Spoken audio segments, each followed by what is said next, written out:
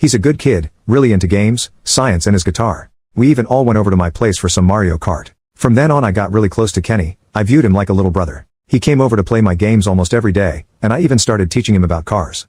I've even brought him to my shop to introduce him to tools.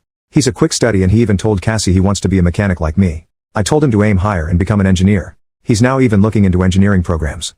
I think Cassie really appreciated our relationship. She became a lot more friendly with me.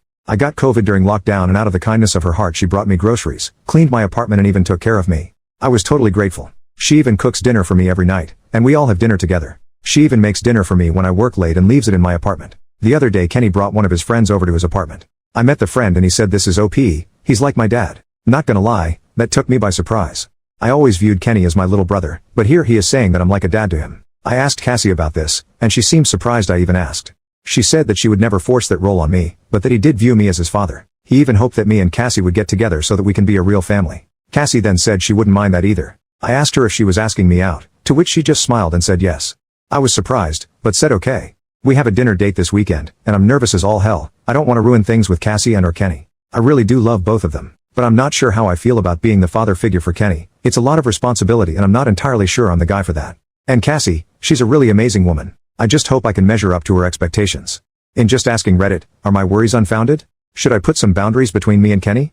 How do I not screw up with Cassie? Update 10 days later. Hey all, thanks for all the nice comments on the first post. It's weird being complimented so much, but I guess I like it lol. So here are some things to clarify before the update. People were asking me if I'm actually attracted to Cassie, and the answer is yes. She's one of the strongest, nicest, most considerate people I know. She constantly puts people before herself and I always wish that someone would put her first for once.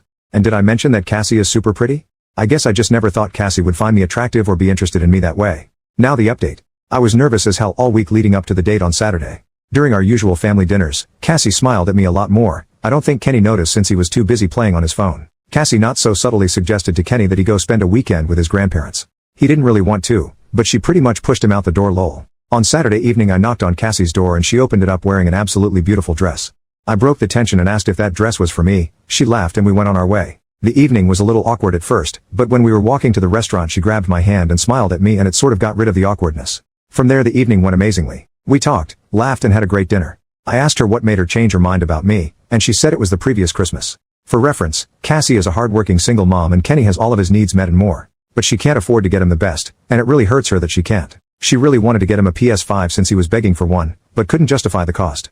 Since I have some disposable income, I hunted for months, checking stock drops until I finally got one. I then surprised Kenny with it on Christmas and told him it was from his mom. Cassie was shocked and even started crying. Kenny was so excited he didn't even notice her crying. All she could tell me was thank you repeatedly. Apparently that made her realize that she wanted me in both of their lives forever. She tried to deny her feelings, but it didn't work. The conversation the other day was the opening she needed to finally confess how she felt. After dinner we went back to her place for a nightcap. We talked a lot about relationship expectations and how we wanted to proceed.